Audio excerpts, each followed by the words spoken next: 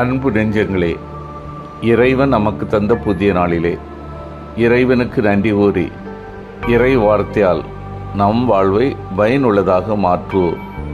இறைவன் நம் அனைவரை நிறைவாக ஆசீர்வதித்து பாதுகாத்து வழி நடத்துவாராக.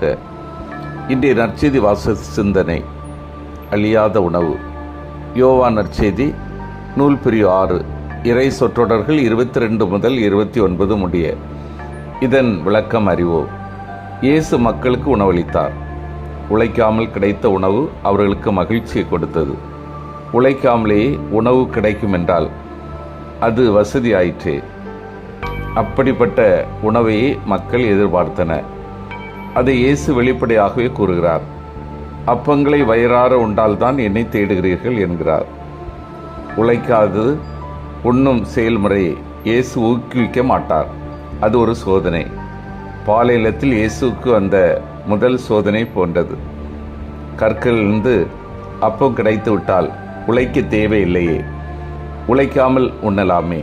இந்த சோதனை இயேசு வெல்கிறார். இயேசுவின் சீடரும் இத்தகு சோதனை வெல்ல வேண்டும். இங்கு இயேசு இந்த சாதாரண உடல் உணவு பற்றி பேசவில்லை. அவர் பேசுவது மெஸ்ஸியா தரப்போகும் உணவு பற்றி. மெஸ்ஸியா வரப்போகும் மன்னா உணவு தருவார் என்னும் நம்பிக்கை மக்கள் மத்தியில் இருந்தது. மன்னா என்னும் கருவூலம் மேலிருந்து மீண்டும் இறங்கும். அதனை மக்கள் அக்காலத்தில் உண்பர்.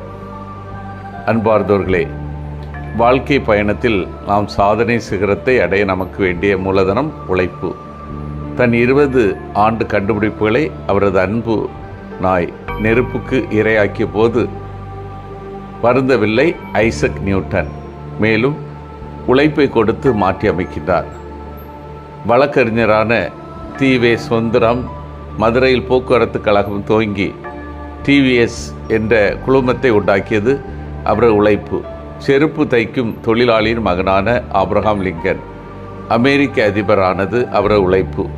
இவ்வாறு பல மனிதர்கள் இந்த சமுதாயத்திலே உழைப்பால் முன் வந்திருக்கின்றார்கள். இயேசுவின் உழைப்பு அனுபவம் சற்று வித்தியாசமான அனுபவத்தை கற்றுக் கொடுக்கின்றது. ஏனென்றால் இயேசுவை மக்கள் 3 நோக்கத்திற்காக தேடினார்கள். 1, இவர் நம்முடைய வாழ்வில் அற்புதங்களை செய்வார். 2வது, உணவு தருவார். 3வது, ரோமை அரசை எதிர்த்து போராடுவார். இத்தகைய நோக்கத்திற்காகத்தான் மக்கள் இயேசுவை தேடினார்கள். வயிறார உண்ட 3வது நாளிலே மக்கள் இயேசுவை தேடி வருகின்றார்கள். அப்பொழுதுதான் இயேசு அழியா உணவுக்காக உழையுங்கள் என்று கூறுகின்றார். அதாவது அன்பு, இரக்கம், கருணை இவைகள்தான் அழியா உணவாக இயேசு கற்றுக் கொடுக்கின்றார். இதனை தான் மறைமுகமாக உங்கள் செயல்கள் கடவுளுக்கேற்றவாறு இருக்க வேண்டும் என்று தன் சீடர்களை பார்த்தும் மக்களை பார்த்தும் கூறுகின்றார். சிந்தித்து தியானித்து செயல்படுவோம். கடவுள் மேல் உள்ள அன்பினால் நான் கடவுளை தேடுகின்றேனா? என்னை படைத்து பராமரித்து பாதுகாத்து வரும் கடவுளோடு நல்லுறவு வைத்திருக்கின்றேனா? நிலைவாழ்வு தரும் அழியாத உணவுக்காக நான் உழைக்கின்றேனா? மன்றாடுவோமாக.